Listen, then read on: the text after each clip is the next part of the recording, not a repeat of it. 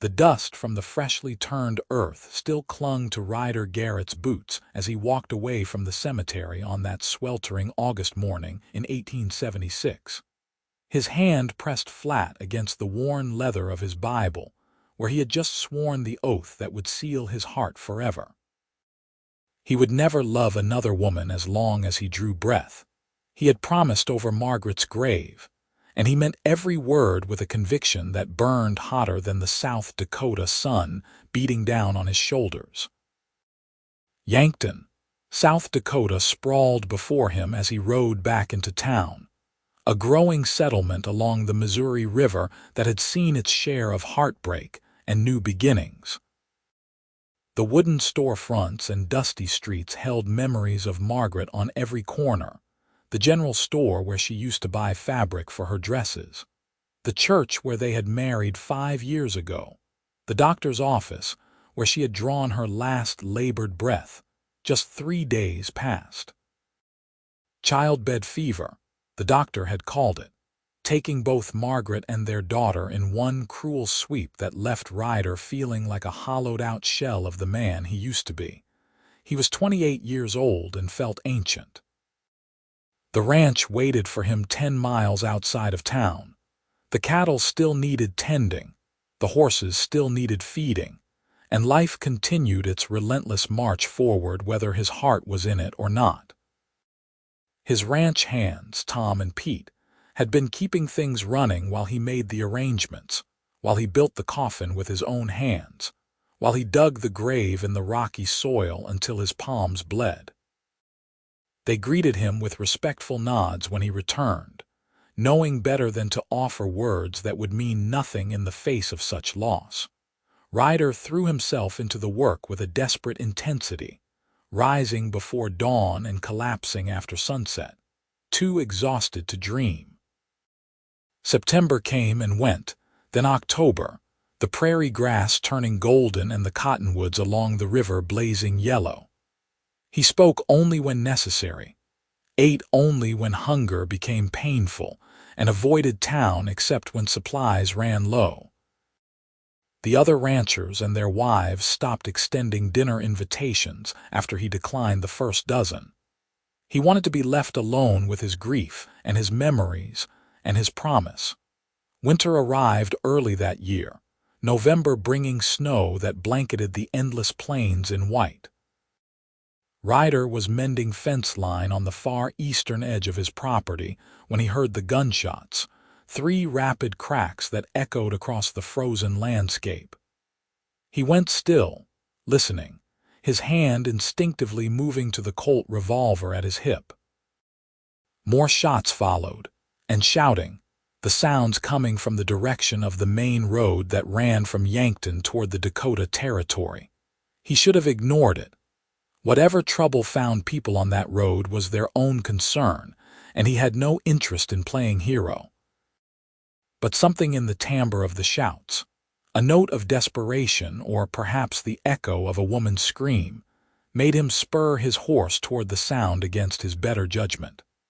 The scene that unfolded before him as he crested the rise made his blood run cold. A stagecoach lay on its side in the snow, one wheel still spinning lazily.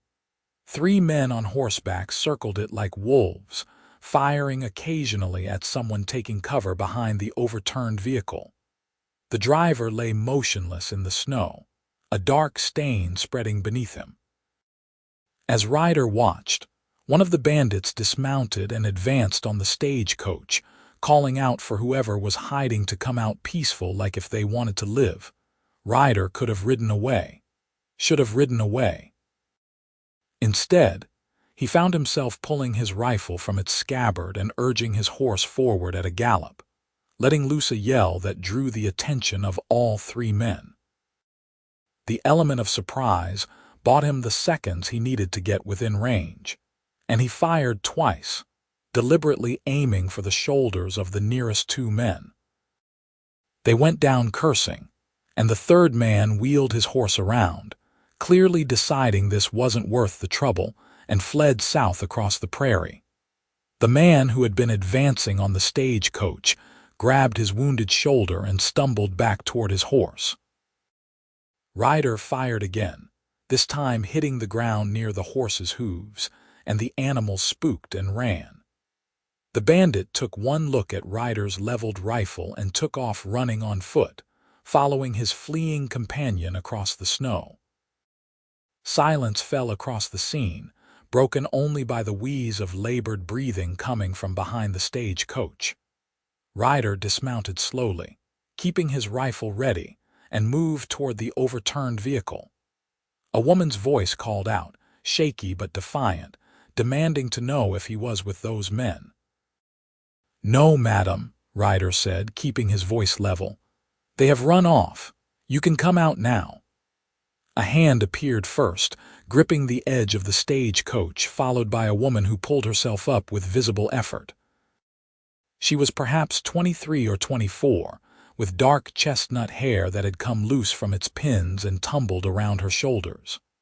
Her traveling dress was torn at the sleeve, and blood stained the fabric, though whether it was hers or the driver's, Ryder could not immediately tell. But it was her eyes that struck him, green as prairie grass in spring, filled with a mixture of fear and fierce determination that reminded him uncomfortably of a cornered wildcat. "Are you hurt?" he asked, moving closer. "I am fine," she said, but her voice wavered and she swayed on her feet. Ryder reached out instinctively to steady her, and she flinched away from his touch. "The driver, Mr. Henderson. He needs help." Ryder moved to where the driver lay in the snow and knew immediately that no help would save him. The man had taken a bullet to the chest and another to the throat, and his eyes stared sightlessly at the gray November sky. He removed his hat briefly in respect, then stood and turned back to the woman. "I am sorry, madam. He is gone." The woman made a small sound, somewhere between a gasp and a sob, and pressed her hand to her mouth. "He was kind. He was telling me about his grandchildren just before they attacked us." Ryder looked around at the scene, assessing the situation with the practical mind of a rancher who had dealt with his share of hardship. The stagecoach was damaged beyond immediate repair, one axle broken clean through. The horses that had been pulling it were nowhere to be seen, likely scattered when the shooting started. Night would fall in a few hours, and the temperature was already dropping. The woman wore no proper winter coat, just a thin traveling cloak that would offer little protection against the bitter cold. "We need to get you somewhere warm," he said. "My ranch is not far. You can stay there until we can get you back to town or wherever you were headed." The woman looked at him with obvious suspicion, and he could not blame her. She had just been attacked by strange men on a lonely road, and now another strange man was offering to take her to an isolated ranch. But she was also practical enough to recognize that she had few options. "What is your name?" she asked. "Ryder Garrett. I have a ranch about 5 miles west of here. I can vouch for my character if we stop in Yankton first. Let folks know you are safe." "There is no time for that," she said, glancing at the darkening sky. "I can see the weather turning." "I suppose I have little choice but to trust you, Mr. Garrett." She paused, then added, "My name is Willa Vaughn." He helped her gather what belongings could be salvaged from the stagecoach, a small trunk and a leather satchel, and secured them to his horse. Willa insisted on saying a brief prayer over Mr. Henderson's body before they left, her voice steady despite the tears on her cheeks. Ryder stood silent throughout, hat in hand, trying not to notice the way the fading afternoon light caught in her hair. The ride back to his ranch was accomplished mostly in silence, Willa seated in front of him on his horse, sitting as stiff and straight as possible to avoid unnecessary contact. She trembled, whether from cold or delayed shock, Ryder could not tell. He finally shrugged out of his heavy coat and draped it around her shoulders, ignoring her protests. "I am fine with just my vest," he said gruffly. "No sense in both of us freezing." By the time they reached the ranch, full darkness had fallen and snow had begun to fall again, thick flakes that promised a heavy storm.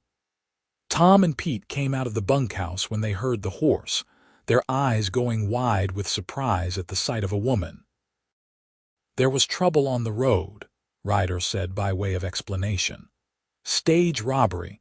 Driver did not make it. Miss Vaughn will be staying in the house until we can get her to town safely."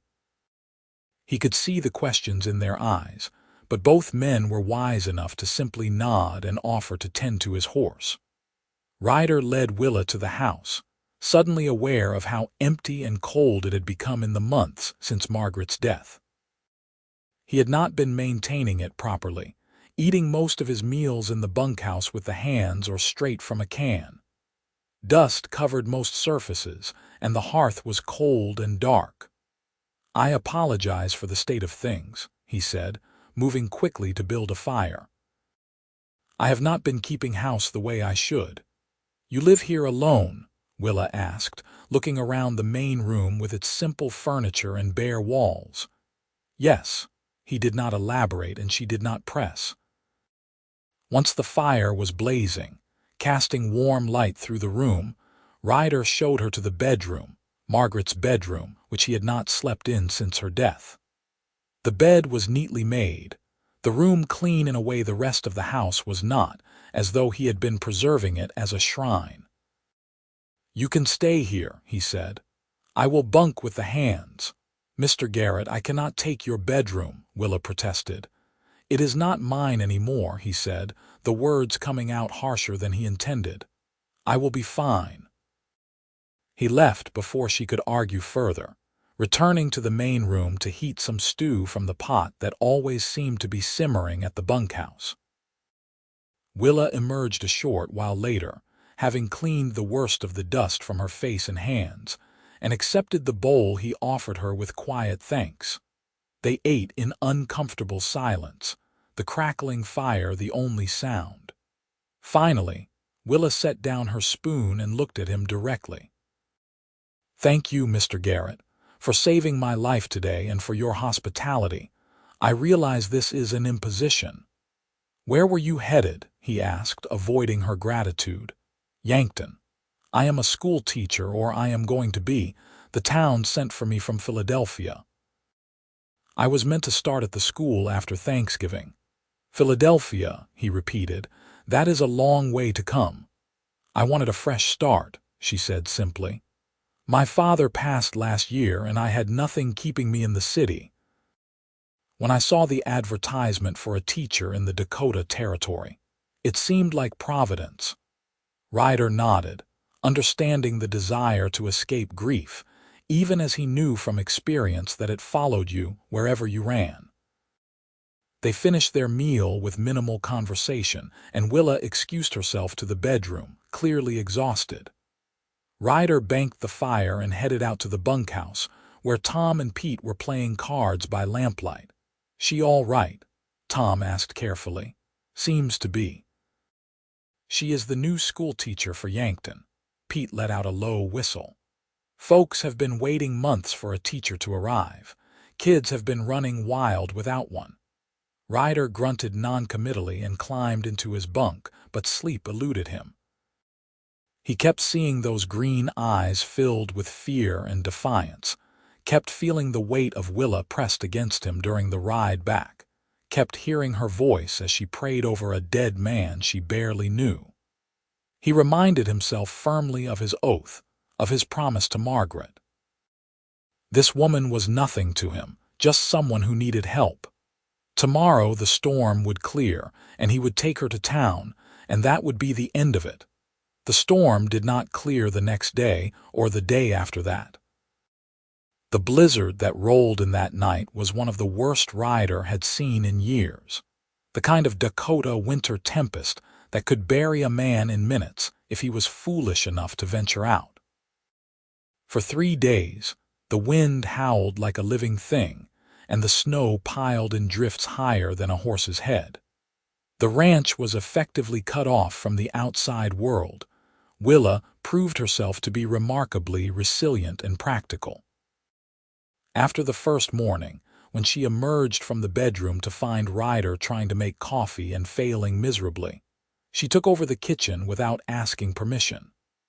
By afternoon, the house smelled of fresh bread and proper stew, and surfaces that had been dusty were now clean.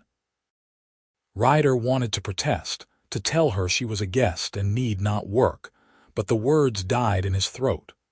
The truth was, the house felt alive again in a way it had not since Margaret died, and he could not bring himself to stop it. They established an uneasy routine. Ryder would venture out to the barn and bunkhouse multiple times a day to check on the animals and his men, fighting through waist-deep snow to make sure no one, and nothing was left wanting. Willa would have hot coffee and food waiting when he returned, ice crusted in his beard and his fingers numb despite his gloves. She taught him how to make a proper pie crust, laughing at his clumsy attempts to roll the dough. He showed her how to clean and oil a rifle, insisting that any woman living in Dakota Territory needed to know how to protect herself. On the second evening, trapped inside by the screaming wind, they finally began to talk properly. Willa told him about her childhood in Philadelphia, the daughter of a schoolmaster, how she had helped her father teach until his heart gave out one morning in front of his students. She spoke of her decision to go west, the mixture of excitement and terror she had felt boarding the train. Her voice grew soft when she mentioned how lonely she had been in the months after her father's death, rattling around in their small house full of memories. Ryder found himself talking in return, carefully at first, then with increasing ease. He told her about building this ranch from nothing, about the hard years getting established, about his dreams of expanding his herd. He spoke about growing up in Kansas, about coming to Dakota Territory when he was barely 20 with little more than determination and a good horse. He did not mention Margaret, and Willa did not ask about the woman's dresses still hanging in the wardrobe or the wedding photograph face down on the dresser. But he could see the questions in her eyes, and he was grateful for her restraint. On the third night, the wind finally began to die down. They sat by the fire after supper, Willa mending the torn sleeve of her dress while Ryder repaired a bridle that had been needing attention for weeks. The silence between them had become comfortable, easy in a way that surprised him. "What will you do when you get to Yankton?" he asked suddenly. "Teach, I suppose," Willa said, not looking up from her stitching. "The letter said they would provide boarding with a local family. I hope to make a difference the way my father did. He always said that education was the greatest gift you could give a child." "We need good teachers," Ryder said. "This territory is growing fast, needs people willing to invest in its future." "And what about you, Mr. Garrett? What do you want for your future?" The question hung in the air between them. Ryder set down the bridle and stared into the fire, thinking of his oath, of the promise he had made over fresh-turned earth. "I just want to keep my ranch running. That is future enough for me." "That seems like a lonely future," Willa said softly. "I have made my peace with it." She looked at him then, really looked at him, and he saw something in her eyes that made him deeply uncomfortable. Sympathy, perhaps, or understanding, or worse, something that looked like tenderness. He stood abruptly, muttering about checking the weather, and escaped into the cold night air. The sky had cleared, revealing a vast expanse of stars so bright they seemed to pulse against the velvet darkness. The temperature had dropped even further, his breath creating clouds of frost, but Ryder stood there anyway, letting the cold seep into his bones. He was angry at himself for reasons he could not fully articulate. Angry for enjoying Willa's company, for looking forward to her smile, for noticing the way firelight brought out copper highlights in her hair. It felt like a betrayal of everything he had promised. When he returned inside, Willa had retired to the bedroom. He lay in his bedroll by the fire and told himself that tomorrow they would make the journey to town, and everything would go back to the way it should be. The ride to Yankton the next morning was treacherous, the horses struggling through deep snow and slipping on hidden ice beneath. It took them nearly 6 hours to cover the 10 miles, even with Tom and Pete helping to break trail. They arrived in town exhausted and half-frozen, drawing stares from the townspeople who had been wondering if anyone had survived the terrible storm. Ryder took Willa straight to the home of Pastor Matthews and his wife, who had arranged her boarding. "Mrs. Matthews exclaimed over her bedraggled state and ushered her inside with promises of hot tea and a warm bath. Pastor Matthews thanked Ryder profusely for rescuing the new teacher and asked him to stay for supper, but Ryder declined. He needed to report the stage robbery and Mr. Henderson's death to the sheriff, and besides, his task was done. Willa was safe and delivered to her destination. He could return to his ranch and his solitary life. Willa appeared in the doorway as he was preparing to leave, wrapped in one of Mrs. Matthews' shawls. "Mr. Garrett, I never properly thanked you." "No thanks necessary, Miss Vaughn. I am glad you are safe. Perhaps I will see you in town sometime," she said, and there was something hopeful in her voice that made his chest tighten. "Perhaps," he said, knowing he would do his best to avoid it. He tipped his hat and rode away without looking back. December passed in a blur of work and deliberate solitude. Ryder avoided Yankton except for one necessary trip to buy supplies, during which he carefully timed his visit to ensure Willa would be teaching, and they would not cross paths. He heard reports about her from Tom, who had a sister in town, and heard all the gossip. The new schoolteacher was apparently wonderful with the children, strict but kind, and had already organized a Christmas pageant that was the talk of the territory. Christmas itself was a bleak affair. Ryder spent it alone at the ranch, having given Tom and Pete time off to visit their families. He tried not to think about the previous Christmas. Margaret heavy with child but glowing with joy, decorating the house with pine boughs and filling it with the smell of gingerbread. He tried not to think about Willa either, about whether she was alone for the holiday or surrounded by her new students and their families. The new year arrived with more snow and bitter cold. January in Dakota Territory was always brutal, but 1877 seemed determined to outdo itself. Ryder lost 2 head of cattle to the cold despite his best efforts, and one of his horses went lame from stepping in a hidden hole beneath the snow. He was in a foul mood when Tom returned from a supply run in late January with news. "Town's in an uproar," Tom said, stamping snow from his boots. "That schoolteacher, Miss Vaughn, her boarding situation fell through." Ryder looked up from the harness he was mending, trying to keep his voice casual. "What happened?" "Pastor Matthews is getting sent to a new parish in Montana.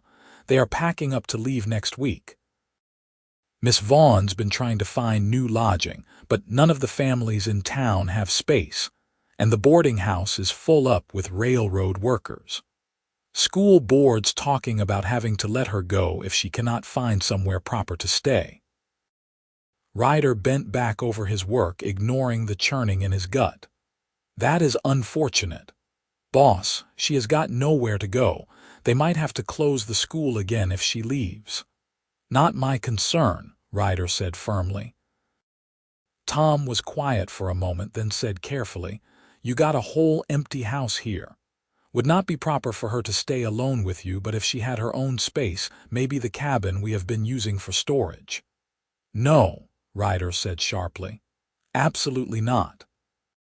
But the seed was planted, and over the next few days, Ryder found he could not stop thinking about it. The small cabin Tom had mentioned was about 100 yards from the main house, originally built when he first claimed this land, before he had built the larger house for Margaret. It was currently full of old equipment and supplies, but it could be cleaned out and made livable. Willa would have her own space, her own privacy. It would be a business arrangement, nothing more. She could help with the cooking and household tasks in exchange for room and board, and the school could continue operating. It was a practical solution to a practical problem, he told himself. It had nothing to do with the fact that he had not been able to get her out of his mind, or that the house had felt empty and cold again since she left, or that he sometimes caught himself listening for her voice. He rode into Yankton on a gray afternoon in early February, telling himself he was just gathering information, nothing more. He found Pastor Matthews at the church, packing books into crates. "Mr. Garrett, good to see you," the pastor said warmly. "What brings you to town?" "I heard about your transfer. Congratulations." "Thank you, though I will miss this place. My wife especially will miss Miss Vaughn. She has grown quite fond of her." The pastor's expression grew troubled. "I am worried about leaving her without a place to stay. She is talking about going back east, but it would be such a loss for the children." Ryder cleared his throat. "I might have a solution. I have a cabin on my property that could be fixed up. It would be proper, separate from the main house. She could help with cooking and such in exchange for room and board." Pastor Matthews studied him thoughtfully. "That is very generous of you, Mr. Garrett, but you should know there would be talk. A young single woman staying on a widower's ranch, even in a separate cabin." The word widower hit Ryder like a physical blow. He had not spoken of Margaret to anyone in town, but of course they all knew. Everyone knew everything in a small town. "I am aware," he said stiffly, "but I am offering a practical solution to allow the school to continue. Nothing improper would occur." "I believe you," the pastor said, "but Miss Vaughn would have to agree, and she would have to be willing to face the gossip. Let me speak with her." Ryder left the church feeling like he had set something in motion that he could not stop, like a boulder starting to roll down a hill. Part of him hoped Willa would refuse, that she would find another solution, that he could return to his isolated existence. But another part, a part he tried to ignore, hoped desperately that she would say yes. 2 days later, Pastor Matthews arrived at the ranch with Willa seated beside him in the wagon. Ryder's heart did something complicated in his chest when he saw her, bundled in a practical wool coat, her cheeks pink from the cold. He forced himself to remain composed as he showed them the cabin, making sure to emphasize the distance from the main house, the separate entrance, the respectability of the arrangement. Willa walked through the dusty space, taking in the cobwebs and old equipment, and Ryder braced himself for her refusal. Instead, she turned to him with a small smile. "How soon can it be ready?" Within a week, the cabin had been transformed. Ryder, Tom, and Pete worked from dawn to dusk, cleaning, repairing, whitewashing walls, installing a proper stove. They built furniture from lumber, simple but solid, and Ryder found himself thinking about what Willa might need, what would make the space comfortable for her. He did not examine too closely why he cared so much. Willa moved in on a Sunday afternoon, arriving with her small trunk and leather satchel and little else. She walked through the cabin with obvious delight, exclaiming over the little details Ryder had added without quite meaning to. The shelf he had built for books, the hooks he had installed for hanging clothes, the braided rag rug he had found in the attic of the main house. "Mr. Garrett, this is wonderful," she said, her eyes bright. "Thank you. It is just practical," he said gruffly. "You need a place to stay, I need help with the house. Simple as that." They established new routines over the following weeks. Willa would walk to the main house each morning to prepare breakfast, which they would eat together in companionable silence. She would then ride to town for her teaching duties, returning in the late afternoon to prepare supper. Evenings were spent in the main house, Willa grading papers while Ryder handled ranch accounts or repaired equipment. The silences between them were easy, comfortable, occasionally broken by conversation that ranged from the trivial to the profound. Ryder told himself repeatedly that this was just a business arrangement, that his feelings for Willa were merely friendly, that he was keeping his promise to Margaret. But he could not deny the way his day brightened when she arrived each morning, the way he looked forward to their meals together, the way her laughter seemed to fill the empty spaces in his heart. March arrived with the promise of spring, the snow beginning to melt and the first brave shoots of grass emerging from the frozen ground. Willa had been living at the ranch for over a month, and Ryder had grown so accustomed to her presence that he could not imagine the house without her. One evening in late March, as they sat by the fire after supper, Willa set down the essay she was reading and looked at him seriously. "Mr. Garrett, may I ask you something personal?" Ryder tensed, sensing what was coming. "You can ask." "The bedroom I stayed in during the blizzard."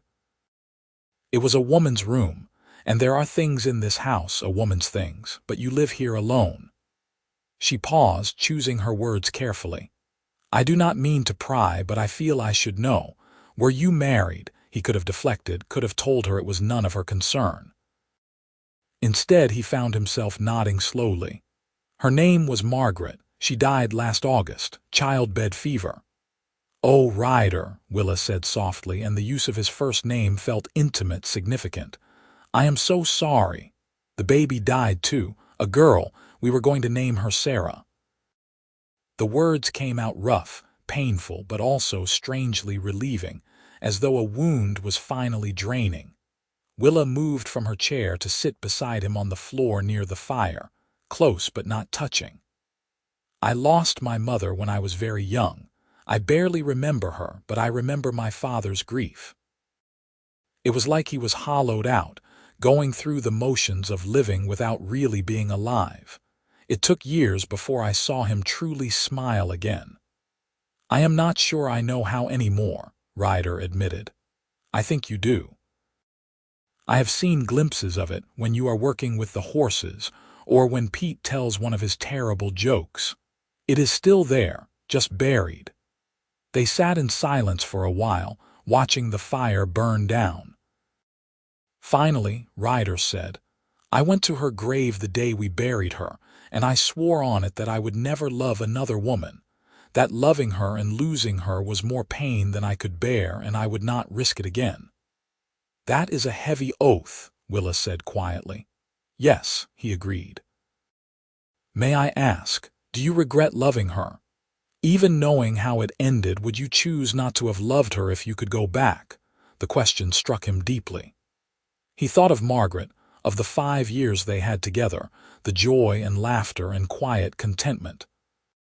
He thought of her hand in his, her head on his shoulder, the way she sang while she worked.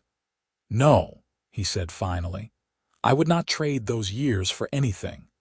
"Then perhaps your heart knows something your grief has been hiding.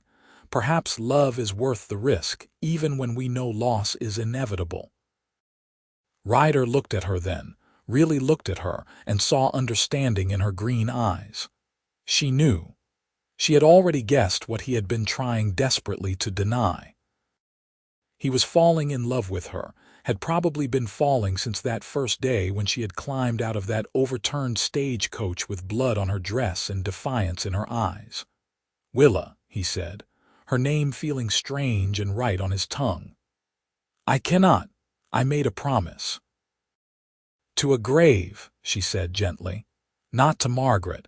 You truly think she would want you to spend the rest of your life alone?" "I do not know what she would want. I only know what I promised." Willa reached out and placed her hand over his, the first time she had deliberately touched him since that day on the road. Her hand was small and warm, and Ryder felt the contact like an electric shock. "I am not asking you for anything," she said. "I just want you to know that when you are ready, if you are ever ready, I will be here." She rose then and left for her cabin, leaving Ryder staring into the dying fire with his hand still warm from her touch. Sleep did not come easily that night. Ryder lay in his bedroll and wrestled with himself, with his promise, with his grief, with his growing feelings for Willa. He had meant his oath absolutely when he made it, had believed with complete conviction that his heart was buried with Margaret and would never rise again. But Willa had somehow slipped past his defenses without him noticing, had brought light back into his dark world, had made him feel things he thought were dead and gone. Was it a betrayal to love again? Or was the real betrayal refusing to live, refusing to take the gift of second chances when it was offered? He thought about what Willa had asked, about whether he regretted loving Margaret. The answer was still no, would always be no. Those years had shaped him, made him who he was. But perhaps they had also taught him something about the value of love, about its rarity and preciousness.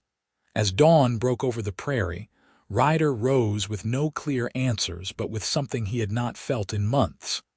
Hope. April arrived with its promise of renewal.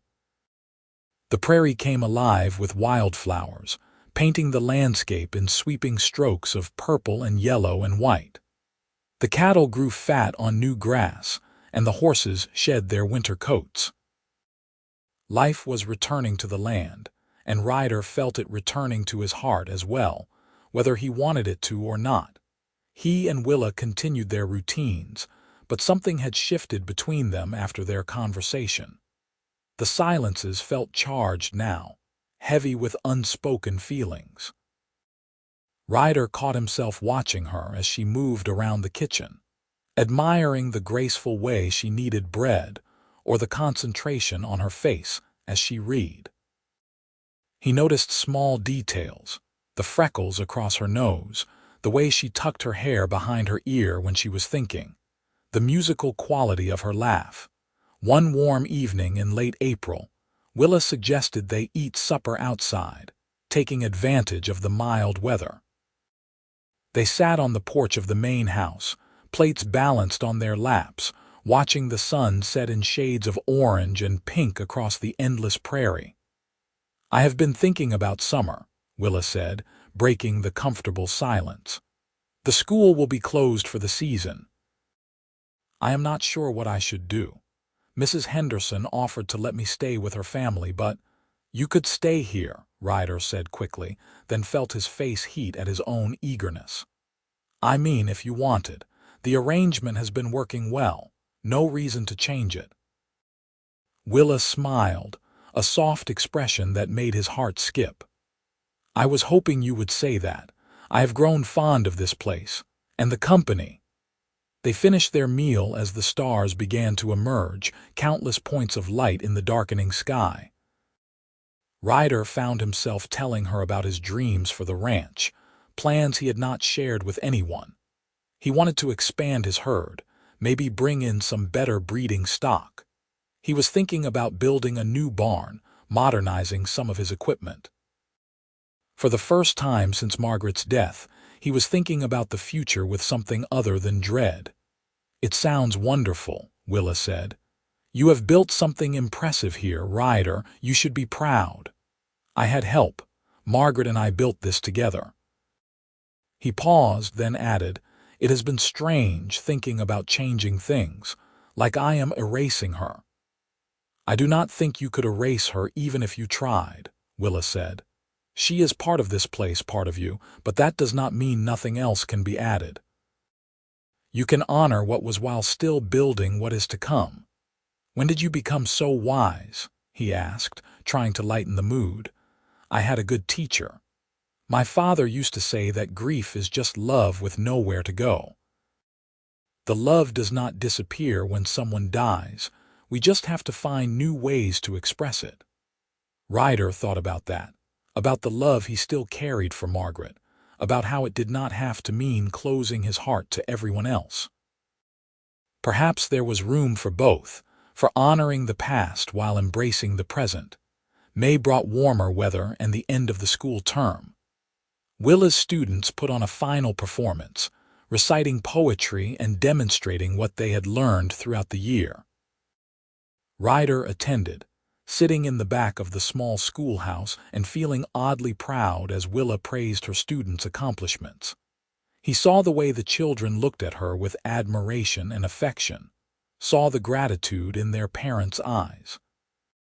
She was making a real difference here, exactly as she had hoped. After the performance, several of the women approached Ryder with thinly veiled curiosity, asking pointed questions about Willa's living situation and whether the arrangement was proper. He answered politely but firmly, making it clear that it was none of their concern and that Willa's reputation was spotless. On the ride back to the ranch, Willa was quiet, staring out at the rolling prairie. "Does it bother you, the gossip?" she finally asked. "People will always talk," Ryder said. "Let them. We know the truth." "And what is the truth?" she asked softly. He glanced at her, at the way the evening light made her skin glow, at the vulnerable hope in her eyes.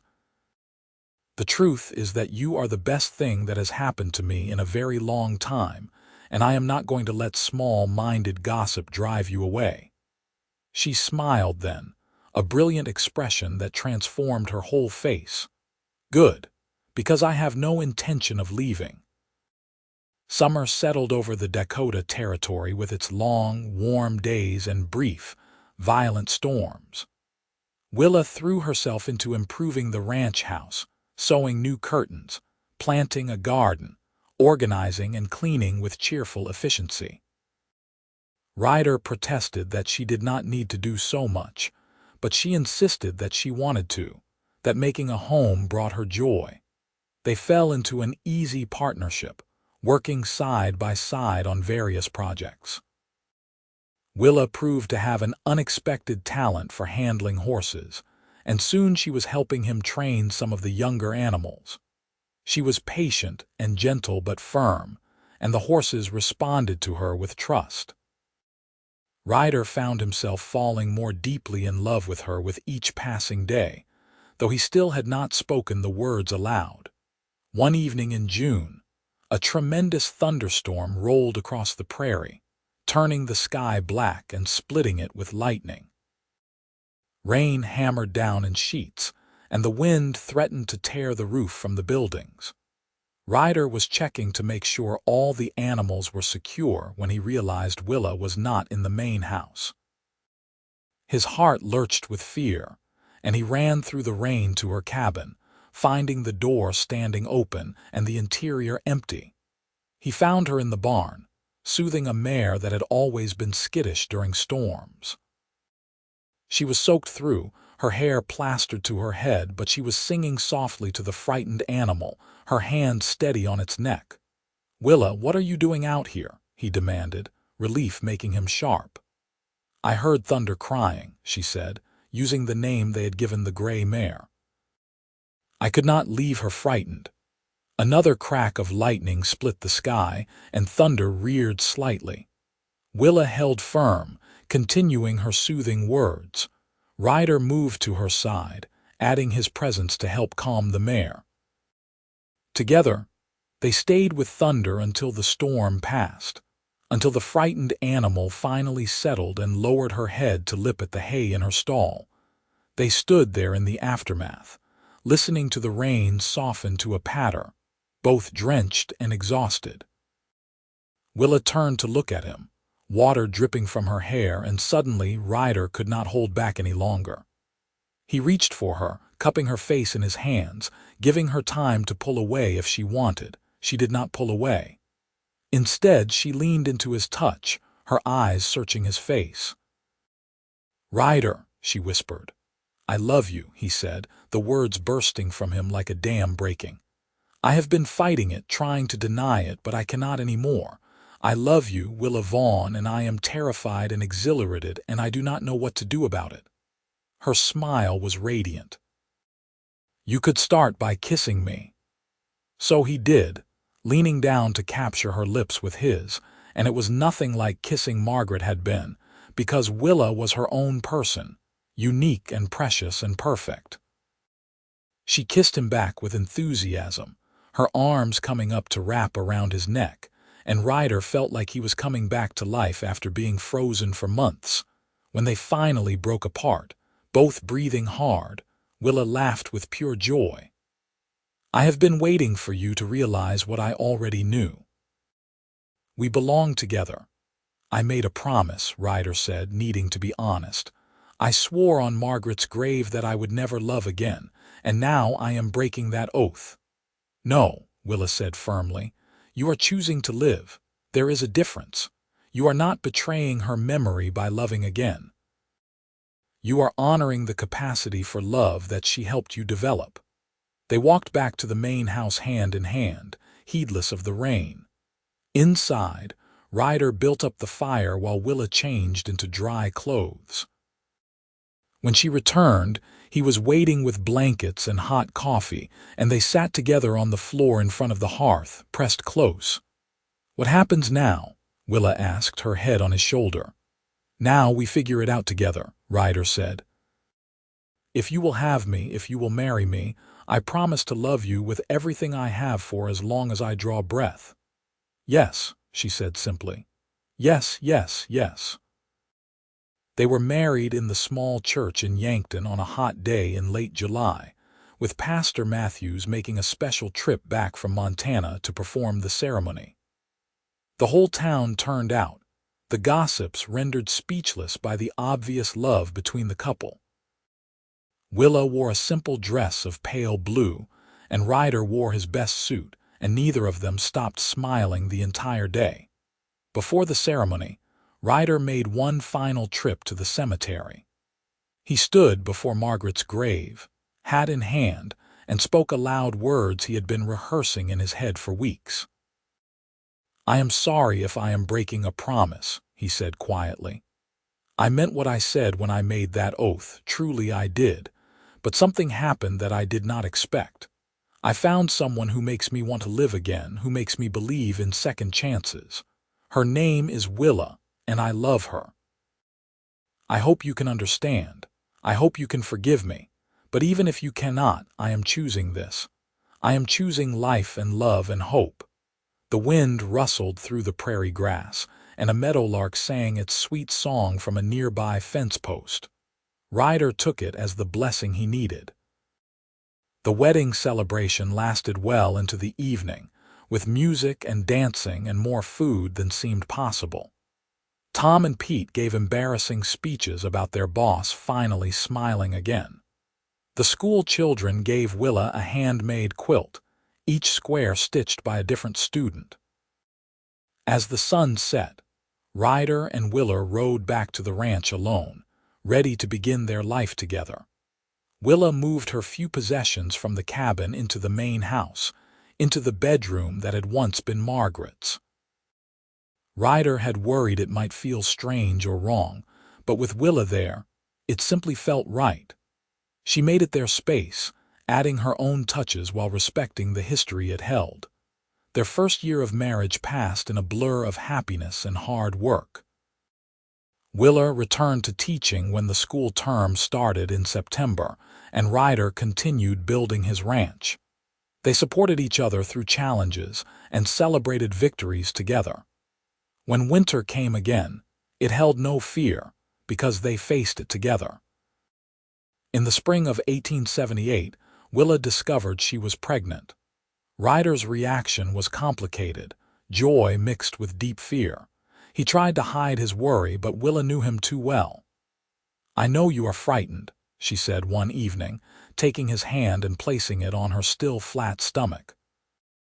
"I am frightened too, but we cannot let fear rob us of this joy. I cannot lose you," he said, his voice breaking. "I cannot go through that again. You will not lose me. I am young and healthy, and we will have the doctor close by. We will do everything right." She cupped his face in her hands. "But even if the worst happens, even if something goes wrong, would you wish we had never tried? Would you wish this child, our child, had never existed?" He thought of what she had asked him about Margaret, about whether he regretted loving her despite the loss. The answer was the same. No. "I would not wish that. Then trust in us. Trust in this. The pregnancy progressed smoothly, though Ryder hovered constantly, driving Willa to fond exasperation with his worrying. She continued teaching until she grew too large to comfortably stand for long periods, and the school board graciously gave her leave. The women of Yankton, who had once gossiped about her living arrangement with Ryder, now rallied around her with advice and hand-sewn baby clothes. On a crisp October morning in 1878, Willa went into labor. Ryder sent Pete racing to town for the doctor and paced the house like a caged animal. Tom tried to distract him with work, but it was useless. All he could do was wait and pray and try not to let his fear consume him. The labor was long but uncomplicated. As evening fell, the sharp cry of a newborn filled the house. The doctor emerged with a grin, announcing that Ryder had a healthy son. Ryder rushed into the bedroom to find Willa propped up against the pillows, exhausted but glowing, a small bundle in her arms. "Meet your son," she said softly. Ryder approached slowly, afraid his shaking hands might drop something so precious. The baby was red-faced and wrinkled, with a surprisingly full head of dark hair. As Ryder watched, the infant opened his eyes, staring up at him with solemn intensity. "He is perfect," Ryder breathed. "You are perfect, thank you." "What should we name him?" Willa asked. They had discussed names throughout the pregnancy, but now that the moment was here, Ryder knew exactly what felt right. "Robert, after your father, Robert Garrett."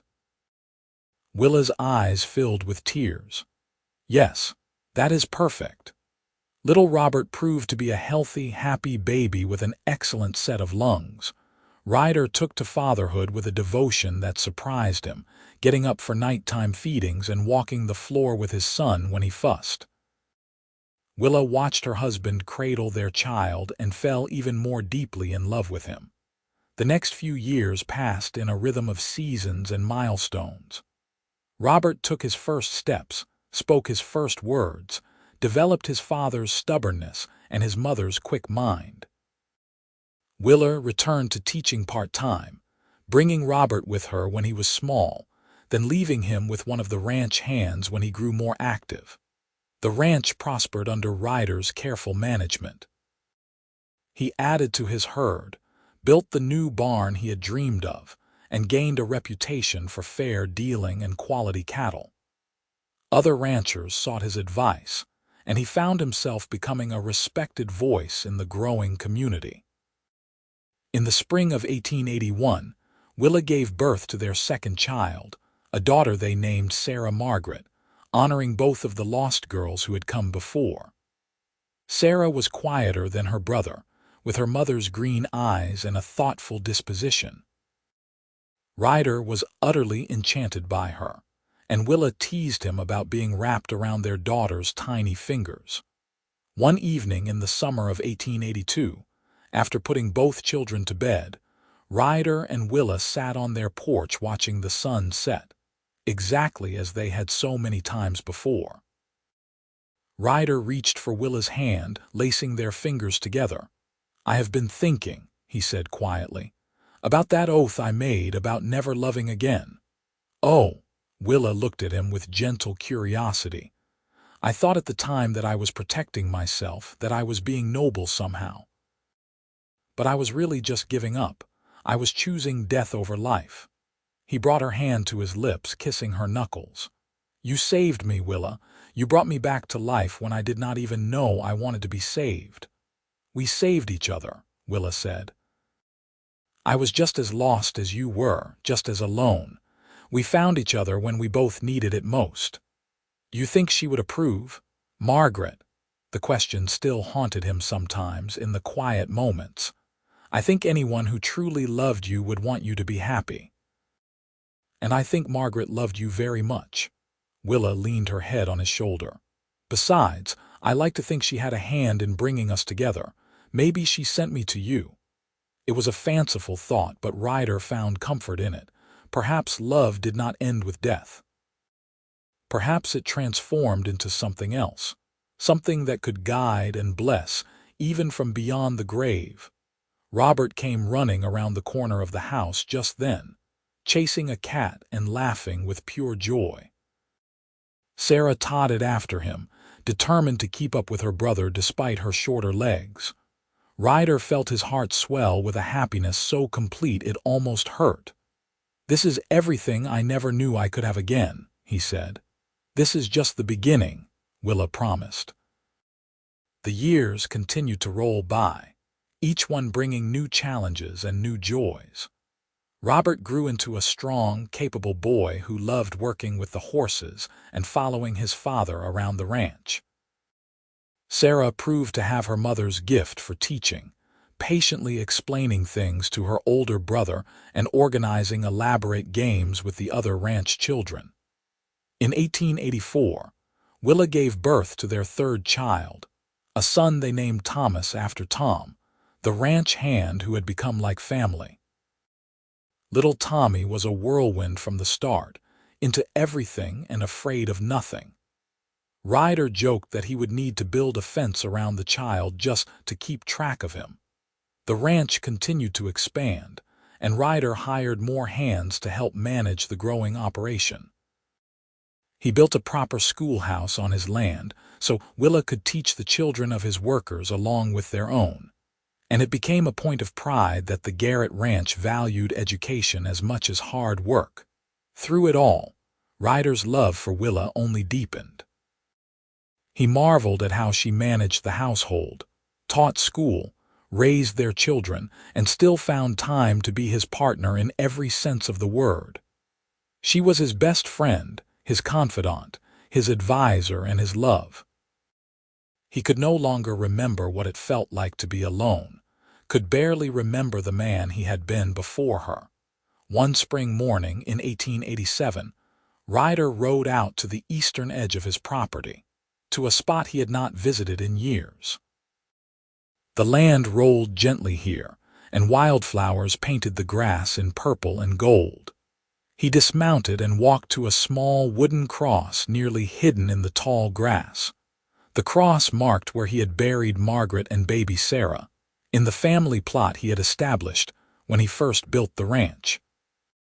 He had not visited since his wedding day to Willa, partly from guilt and partly from a superstitious fear that Margaret might somehow disapprove of his happiness. Now he stood there, older and wiser, and felt nothing but gratitude. Gratitude for the years he had shared with Margaret, gratitude for the lessons her death had taught him about the preciousness of life, gratitude for the way losing her had ultimately led him to Willa. "Thank you," he said aloud, his voice carrying across the empty prairie. "Thank you for the time we had. Thank you for teaching me how to love, and thank you for letting me go when the time came. I am happy, Margaret. I hope you are too, wherever you are." The wind whispered through the grass, warm and gentle, and Ryder felt a sense of peace settle over him. He was no longer haunted by the past, no longer torn between grief and joy. He had learned that the heart was large enough to hold both, that honoring those we had lost did not mean refusing to embrace those we found. He returned to the ranch to find Willa in the garden, Sarah helping her plant vegetables while Robert and Tommy played nearby. She looked up at his approach and smiled, that same radiant expression that had captured his heart all those years ago. "Where did you go?" she asked. "Just checking the east pasture," he said, which was not quite a lie. He would tell her eventually, but for now it felt like a private moment between him and his past. That evening, after the children were asleep, Ryder and Willa lay in bed together, her head on his chest, his arm around her shoulders. It was their favorite time, these quiet moments when the day was done and they could simply be together. "You ever think about that day I found you?" Ryder asked. "The stage robbery, all the time. I think about how differently my life might have turned out if you had not been there, or if you had chosen to ride past without helping." "I almost did ride past," he admitted. I was so deep in my grief I did not want to care about anyone else's problems. But you did not ride past. You saved me, and in doing so you saved yourself. I think you have that backwards. You saved me. Maybe we saved each other, Willa said, echoing words she had spoken years before. Maybe that is how love works. We rescue each other from our own isolation and fear. Ryder tightened his arm around her, pressing a kiss to the top of her head. However it works, I am grateful for it every single day. The summer of 1889 brought record heat to the Dakota Territory, and with it, a terrible drought. The prairie grass turned brown, the creek that ran through Ryder's property slowed to a trickle, and the cattle suffered in the scorching heat. It was a difficult time, testing the skills and determination of every rancher in the territory. Ryder worked tirelessly to keep his herd alive, hauling water from the Missouri River, moving cattle to what sparse grazing remained, making hard decisions about which animals to sell and which to keep. Willa stood by his side through it all, managing the household on reduced resources, preserving and rationing food, keeping the children occupied and cheerful despite the difficulties. One particularly brutal day in August, when it seemed the heat would never break and the cattle were bawling piteously for water, Ryder collapsed in the barn, overcome by exhaustion and heat stroke. Willa found him there, his skin burning with fever, barely conscious. She got him into the house with Tom's help and spent the next 3 days nursing him back to health, bathing him with cool water, forcing liquids down his throat, sitting by his side through feverish nights. The children crept in to check on their father, their young faces worried, and Willa reassured them with a confidence she did not entirely feel. When Ryder finally woke with a clear mind, the first thing he saw was Willa asleep in the chair beside his bed, her hand clasping his. Dark circles shadowed her eyes and her face was drawn with exhaustion. He squeezed her hand gently and her eyes flew open. "Ryder, thank God," she breathed. "You gave me such a fright." "I am sorry," he said, his voice hoarse. "I pushed too hard." "Yes, you did. And you are going to rest now, properly rest for at least a few days. Tom and Pete can manage the ranch, but the cattle will be fine without you for a few days. You are no good to them dead." Her voice was sharp, but her eyes were wet with unshed tears. He pulled her onto the bed beside him, ignoring her protests that he needed rest, and held her close. "I am all right, I promise." "You have to be more careful," Willa said fiercely. "You have a wife and children who need you. You cannot work yourself to death." "I know, you are right. I was so focused on saving the ranch, on making sure we would be all right, that I forgot to take care of myself. We will be all right as long as we have each other. The ranch is important, but it is not more important than your life." The drought finally broke in September with a series of violent thunderstorms that flooded the creek and turned the prairie green again almost overnight. The ranch had survived, though they had lost more cattle than Ryder liked. But they had also gained something valuable.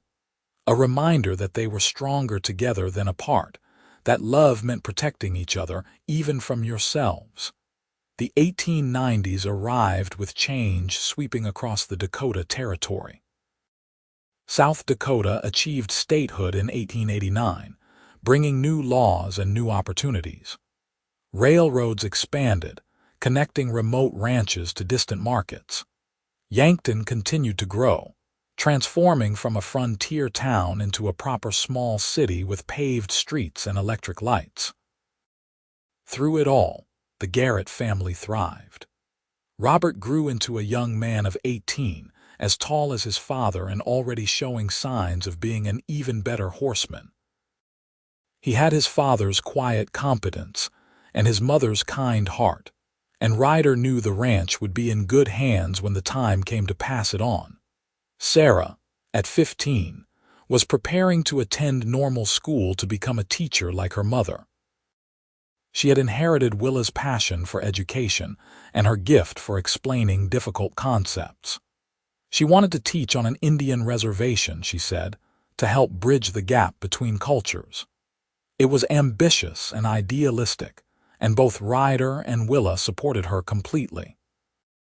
Tommy, at 12, was still the wild child, always climbing trees or sneaking off to swim in the creek, or coming home covered in mud with some elaborate story about his adventures. But he also had a gift with animals, able to gentle even the most skittish horse or cow with patience and soft words. In 1893, Willa discovered she was pregnant again, a surprise given that she was now 39 and had assumed her childbearing years were behind her. The pregnancy was harder than her previous ones, and the doctor warned her to take it easy. Ryder hovered constantly, much to her exasperation, but she was secretly touched by his concern. Their fourth child, a daughter they named Hope, was born in the early spring of 1894. She was small but healthy, with her father's dark hair and her mother's green eyes. Ryder held her with the same wonder he had felt holding Robert for the first time, marveling that he could still be blessed with new life at age 46.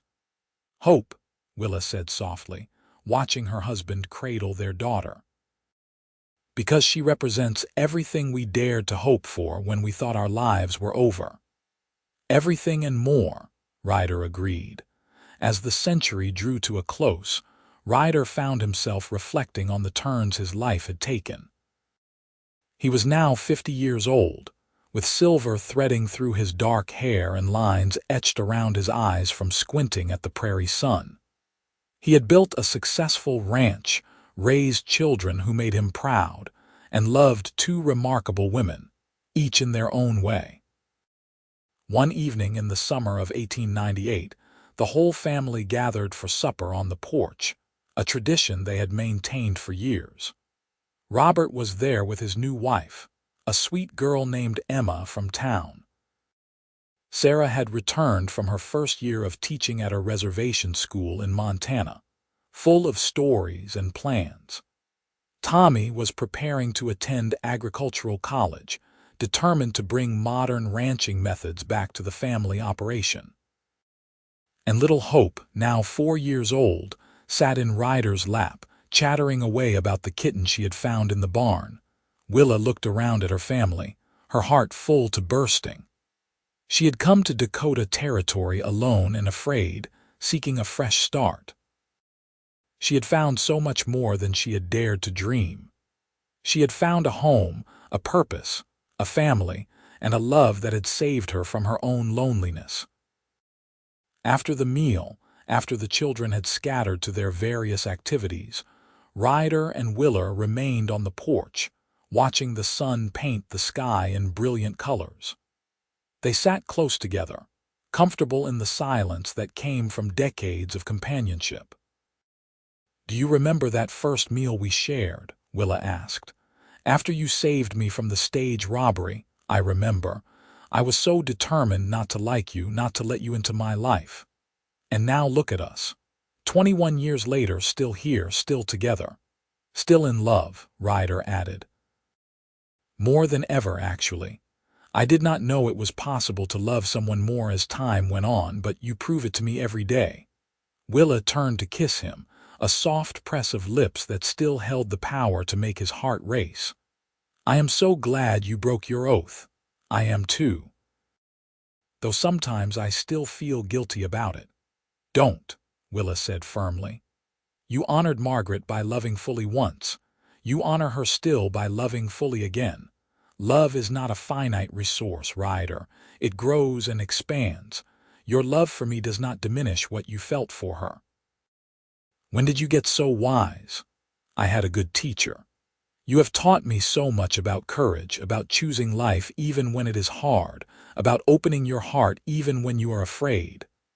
They sat in comfortable silence for a while longer, watching stars emerge in the darkening sky. The sounds of their family drifted from the house, laughter and conversation and life continuing its beautiful, messy course. "What do you think comes next?" Ryder asked. "We are not young anymore. Our children are nearly grown. What does the future hold?" "Whatever we make of it," Willa said. "Grandchildren, I hope. Watching our children build their own lives, growing old together on this land we love. That sounds perfect." And it was. The years that followed brought exactly what Willa had predicted. Robert and Emma had 3 children, giving Ryder and Willa their first taste of being grandparents. Sarah married a fellow teacher she met at the reservation school, and they continued their work educating native children together. Tommy took over more and more of the ranch operations, implementing new techniques that increased productivity while respecting the land.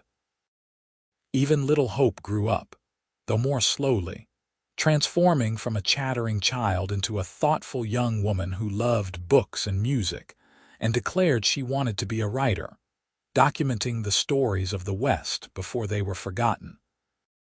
Through it all, Ryder and Willa remained the center of the family, their love the foundation upon which everything else was built. They celebrated birthdays and holidays together, mourned losses together, supported each other through the inevitable challenges that life brought. In the early spring of 1907, Ryder fell ill with pneumonia. He was 60 years old, and though he fought the illness with characteristic stubbornness, it was a close thing. For several days, the outcome was uncertain, and Willa refused to leave his side, holding his hand and reading to him and reminding him that he was not allowed to leave her yet. When he finally recovered, weaker but alive, the first thing he said was, "I am not ready to go yet."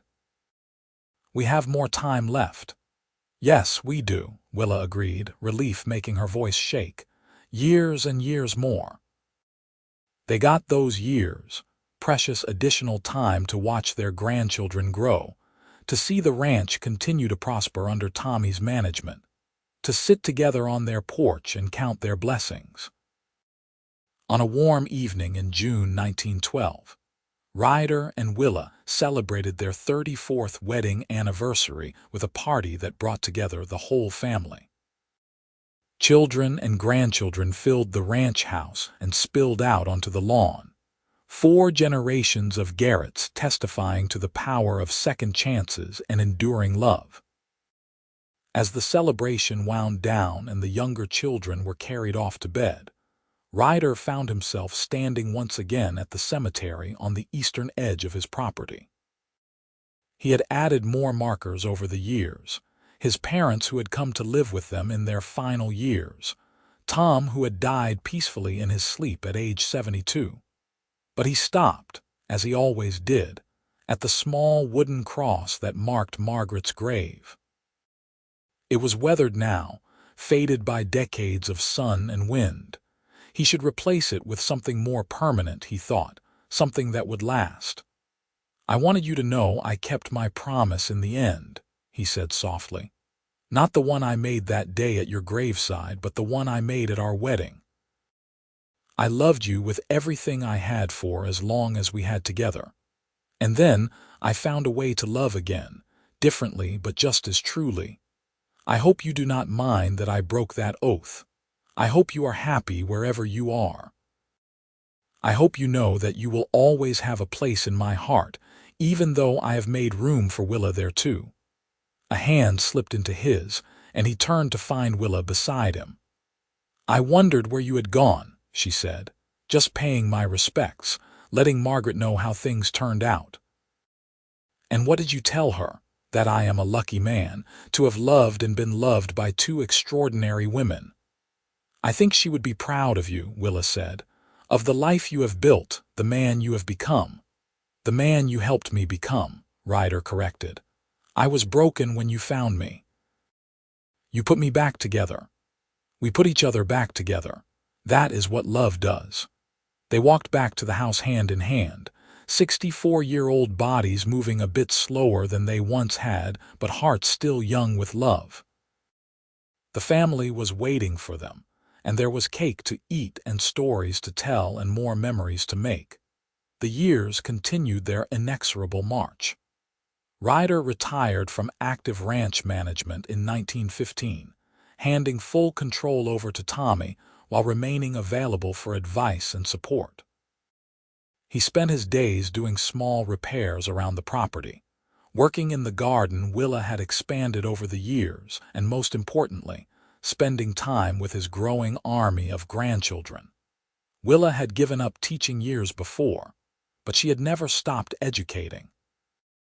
She held informal classes for the grandchildren, teaching them to read and write and think critically about the world around them. She wrote letters to Sarah, supporting her work on the reservation, and encouraged hope in her writing career. In the summer of 1918, Ryder fell ill again, and this time, both he and Willa knew it was different. He was 70 years old and his body was simply wearing out. The doctor confirmed that his heart was failing and there was nothing to be done except make him comfortable. The family gathered, sons and daughters and grandchildren filling the house with life and love. Ryder held court from his bed, sharing stories and wisdom, making sure each person knew they were loved and valued. On a perfect August evening with the windows open to let in the sweet prairie breeze, Ryder took Willa's hand. "I need to tell you something." "I am listening," she said, sitting beside him on the bed. "That day I found you after the stage robbery, I thought I was just doing the right thing. Helping someone in trouble, I had no idea I was finding my salvation. I felt the same way. I thought I was going to Dakota Territory to teach. I had no idea I was going to find home. You gave me 16 more years than I thought I would get," Ryder said. "Years filled with love and family and joy. Years I would have missed if I had kept that foolish oath.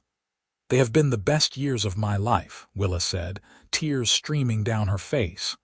"I love you so much, Ryder Garrett. And I love you, Willa Garrett. Always have, always will." He paused, gathering strength. "Do you think I will see Margaret again, wherever I am going? I think you will see everyone you have loved, and I think they will welcome you with open arms, but do not be in too much of a hurry. I am not ready to let you go yet." "I am not going anywhere tonight," he promised. "We have a little more time." They had 3 more days, as it turned out. 3 days of quiet conversations and shared memories, of being surrounded by family, of holding hands and watching the sun set one last time together. Ryder died peacefully on a Thursday morning in late August, 70 years old, with Willa holding his hand and his children gathered around him. The funeral was the largest Yankton had seen in years, a testament to the respect and affection Ryder had earned over his decades in the community. They buried him in the family cemetery on the eastern edge of the property, not far from where Margaret and baby Sarah lay. Willa stood at his graveside, supported by her children, and said her own goodbye. "You kept your promise," she said softly. "You loved me with everything you had for as long as you could. Thank you for choosing life. Thank you for choosing me. Thank you for showing me what it means to love without reservation. I will miss you every day until we meet again." The years after Ryder's death were difficult for Willa, but she was not alone. Her children and grandchildren rallied around her, making sure she was never isolated or forgotten. She continued to live in the ranch house, surrounded by memories of both her marriages, both her loves. She wrote down the story of how she and Ryder met, of how a grieving widower had saved a frightened schoolteacher from a stage robbery, and they had saved each other from loneliness. She wanted her grandchildren to know, to understand that love could come when you least expected it, that it was never too late to open your heart. Hope helped her turn it into a proper book, and it was published in 1922 to modest success. People across the country read the story of the cowboy who swore on his first wife's grave that he would never love again, and then met a woman who changed everything. Willa lived to be 84 years old, dying peacefully in her sleep in the spring of 1933. They buried her beside Ryder, finally reuniting the couple who had spent 41 years together, who had built a family and a legacy that continued long after they were gone. On her headstone, her children had inscribed words she had once said to Ryder: "Love is not a finite resource. It grows and expands." The Garrett Ranch continued to operate for generations, passed down through the family, a testament to what could be built when two broken people found each other and chose to heal together. And on warm summer evenings, when the prairie grass waved golden in the breeze and the sun painted the sky in brilliant colors, some people swore they could see two figures standing hand in hand at the edge of the property, watching over the land and the family they had created together. It was a good life, a life built on second chances and the courage to love again. Ryder Garrett had thought his story ended when Margaret died, but it had really just begun. And when he finally met Willa Vaughn on that cold November day in 1876, everything changed. He learned that promises made in grief did not have to bind forever, that hearts could expand to hold multiple loves, that choosing life over isolation was the bravest thing a person could do. Their love story became legend in Yankton and the surrounding territory, told and retold as an example of hope and resilience. The cowboy who swore he would never love again had found love anyway, and in doing so, had discovered that the human heart was far more resilient and capacious than he had ever imagined. And that, in the end, was the greatest gift Willa had given him. Not just her love, but the knowledge that he was capable of loving again, that life could surprise and delight even in the darkest times, that there was always room for one more chapter in any story. The prairie remembered them, the land they had worked and loved. The house they had filled with laughter stood for decades, sheltering new generations. And somewhere in the vast Dakota sky, two souls reunited, their love story complete but never really ending, because true love echoes forward through time, touching lives and inspiring hearts long after those who lived it have passed beyond memory into legend.